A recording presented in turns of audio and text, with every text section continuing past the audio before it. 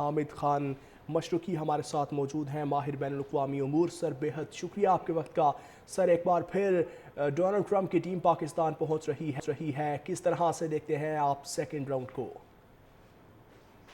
جی بالکل، یہ بہت اہم ہے اور بڑا آئند ہے۔ اس سے ایک بات بڑی کلیئر ہو رہی ہے کہ انشاءاللہ پاکستان کی کوششوں سے پاکستان کے prime minister field marshal Asim Munir صاحب اور ڈپٹی پرائم منسٹر اور سب کی کوششوں سے پاکستان انشاءاللہ امریکہ اور ایران کے درمیان کوئی معاہدہ کرانے کے قریب پہنچ چکا ہے، اور اس میں بہت کبھی امید ہے۔ لیکن بدقسمتی سے صرف ایک دو چیزیں جو ہیں وہ رکاوٹیں نظر آ رہی ہیں، وہ بھی ڈسکس کرنا بڑی ضروری ہے۔ ایک تو یہ کہ پریزیڈنٹ ٹرمپ کی جانب سے معاہدے کی یا مذاکرات کی خوشخبری سنائی جاتی ہے، اور دوسری طرف سے اسی طرح پاور پلانٹس کو اڑا دینے کی دھمکی، اسی طرح ایران کے اوپر بمباری دوبارہ شروع کر دینے کی دھمکی، اور ایک جانب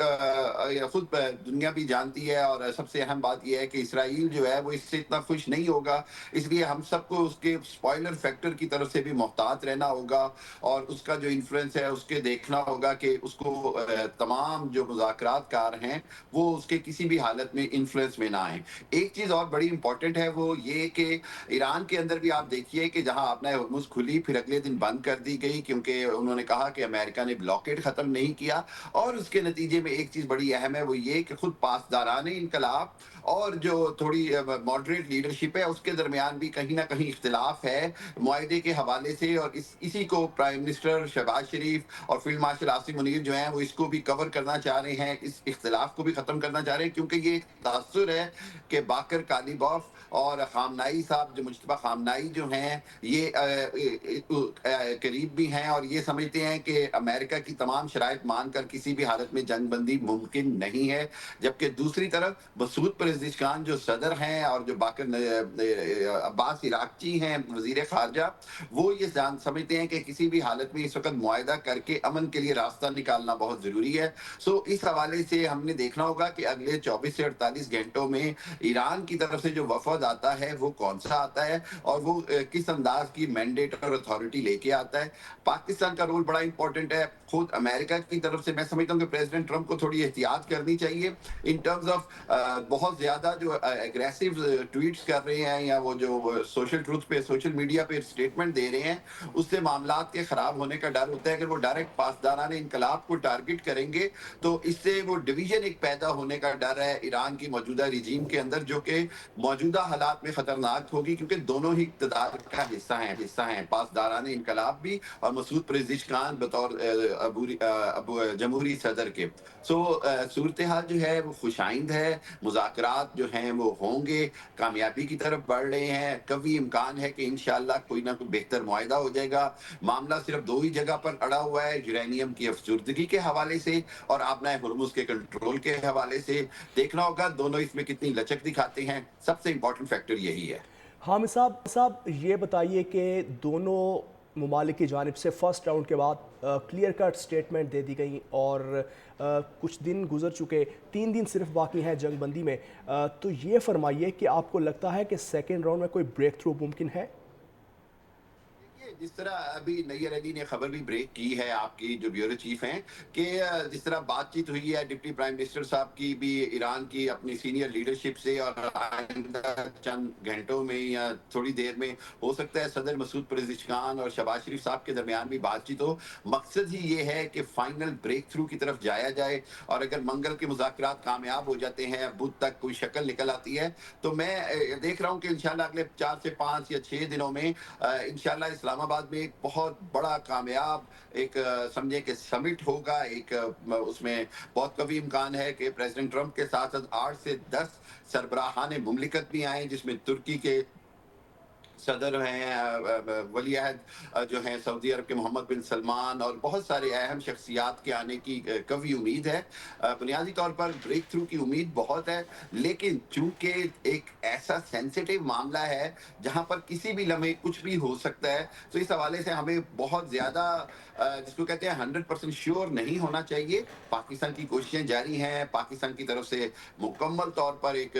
جس کو کہتے ہیں کہ ایفرٹس جاری ہیں۔ ابھی دیکھیے اگر डिप्टी प्राइम मिनिस्टर बात कर रहे हैं, फील्ड मार्शल 3 दिन ईरान में रह के आए हैं। उसके बाद फिर अमेरिकन प्रेसिडेंट कह रहे हैं कि हमारे पास शायद, मैंने जैसे कुछ चंद दिन पहले खबर ब्रेक कर दी थी, जब फील्ड मार्शल ईरान में थे तो मैंने ब्रेक कर दी थी ये खबर कि फील्ड मार्शल मोस्ट प्रोबेबली शायद खुद 1-2 दिन में या 2-3 दिन पहले खुद अमेरिका जाएं, और हो सकता है कि प्रेसिडेंट ट्रंप जो हैं वो उनके साथ ही एयरफोर्स 1 में पाकिस्तान आए। कुछ इस तरह की भी खबरें हैं। तो ये अभी बहुत सारी डेवलपमेंट्स हैं। सो फील्ड मार्शल आसिम मुनीर साहब का जो अपना पर्सनल रोल है वो बड़ा इंपॉर्टेंट है, और इस तरह की भी बात हो रही है कि हो सकता है कि फील्ड मार्शल साहब खुद प्रेसिडेंट ट्रंप के साथ पाकिस्तान आए, और ये बहुत बड़ा इवेंट होगा और ये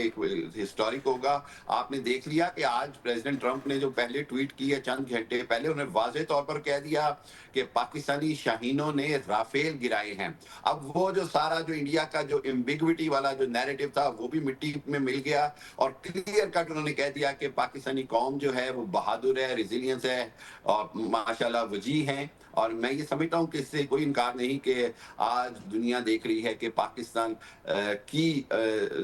स्ट्रेटेजिक सेटलर के तौर पर दुनिया में पहचाना जा रहा है। पूरी दुनिया की नजरें इस्लामाबाद पे हैं, और पाकिस्तान जो है वो ये समझता है कि अमन के लिए अमन का पैगाम लेकर दुनिया में जाना जो है वो आज की अहम तरीन ज़रूरत है। हामिद साहब, एक तरफ डील की पेशकश और डील के लिए कोशिशें, और दूसरी जानिब ईरान को मुकम्मल तौर पर तबाह कर देने की स्टेटमेंट, दोनों को आप किस तरह से देखते हैं? देखिए ना, मैंने अभी शुरू में यही बात कही कि ये जो तजाद है, या अंग्रेजी में इसको कहते हैं स्टिक एंड कैरेट, ये जो पॉलिसी है कि डंडे भी मारने और गाजर भी खिलानी है, ये वहां पर प्रेसिडेंट ट्रंप थोड़ा इसमें गलती कर रहे हैं। मैं समझता हूं कि इससे मामलात खराब हो सकते हैं। इस तरह के जो बयानात हैं वो ईरान की जो पासदारान इनकलाब है वो बार बार उसको एक्सप्लॉइट करेगी, और उसको वही जो थोड़ा जो वहां पर जो इस्लाह पसंद तबका है, मसूद पेज़ेशकियान की शक्ल में, अब्बास इराक़ची की शक्ल में, उनकी पोजीशन मजीद खराब हो जाती है। मुश्तबा खामनाई जो हैं वो बहरहाल इस बात पे कायम है कि हमने जंग जीती है, बिलाशुबा ईरान ने जीती है। उसके बाद वो इस चीज पर कायल हैं कि अमेरिका और इसराइल के इस वक्त मुकम्मल घुटने लगवाना और उनको मुकम्मल तौर पर सबक सिखाना बहुत जरूरी है। दूसरी जानिब अमेरिकन प्रेसिडेंट अगर इस तरह की धमकियां देंगे तो हालात खराब होने के बहुत चांसेस हैं, और मैं ये समझता हूँ कि इस तरह की धमकी देना और फिर उसके बाद स्टीव विटकॉफ और जैरेड किशनर का आना, अभी वाइस प्रेसिडेंट जेडी वैंस नहीं आ रहे हैं, जो कि ज्यादा समझे जाते हैं इस्लाह पसंद भी, और जो कि जूइश लॉबी के जेर असर इतना नहीं है। दैट इज अनदर, मैं कहूँगा थोड़ा सा परेशान कुन फैक्टर है। खाली स्टीव विटकॉफ का आना जो कि बहुत ज्यादा सेहुनी लॉबी हामिद के साहब, जेर क्या असर वजह है, हो जूइश सकती है जेडी वेंस के ना आने की?